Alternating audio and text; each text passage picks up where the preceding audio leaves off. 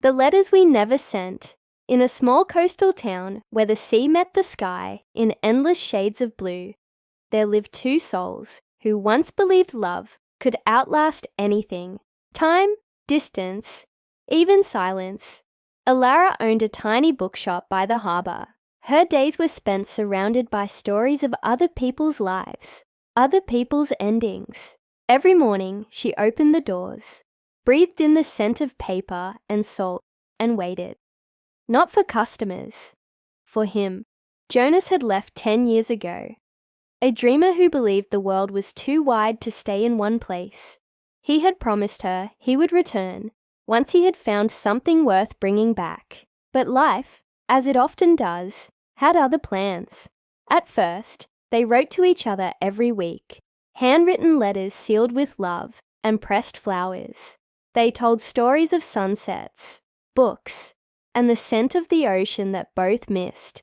But over time, the letters grew fewer, and then they stopped altogether. Still, Alara never stopped writing. Every month, she would sit by her window at dusk, pen in hand, and write him a letter she would never send. She kept them all in a wooden box beneath the counter, one for every month since he left. 10 years, 120 letters. Then, one rainy afternoon, the bell above her door chimed. A sound she had not heard in years that made her heart stop. She looked up, and there he was. Older, tired, but still him. "Hi," he said softly, water dripping from his hair. "I wasn't sure you'd still be here."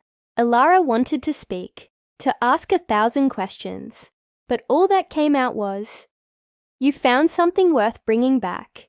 Jonas smiled, but it was sad. "Yes," he said, "and I realized it wasn't out there. It was here all along." They stood in silence, the kind that feels like both forgiveness and heartbreak at once. He told her about the years, the places he had seen, the mistakes he had made, the letters he wrote but never sent because he thought she had moved on. "I kept writing too," she whispered. Walking to the counter, she opened the box and handed him a handful of envelopes. His name was written on every one. He opened the first letter.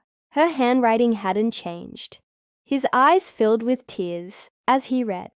"I missed you in every sunset," it said, "and I learned that love doesn't disappear when someone leaves. It just waits." They spent the evening reading, one letter for each year apart, the shop filled with laughter, tears, and the sound of two hearts finding their rhythm again. When the final letter was opened, Jonas looked up and said, "Can I write the next one with you?" Alara smiled, a tear falling down her cheek. "Only if you promise not to send it, at least not yet." From that day forward, they wrote together, not letters to each other, but stories of love found, lost, and rediscovered. Stories that filled the shelves of her little bookshop by the sea. And sometimes when the wind carried the scent of salt and ink, people swore they could hear faint whispers, the voices of two lovers who learned that sometimes the greatest love stories are the ones we live quietly between the lines. Moral: love isn't measured by distance or time, but by the space it keeps alive in our hearts, even when words go unsent.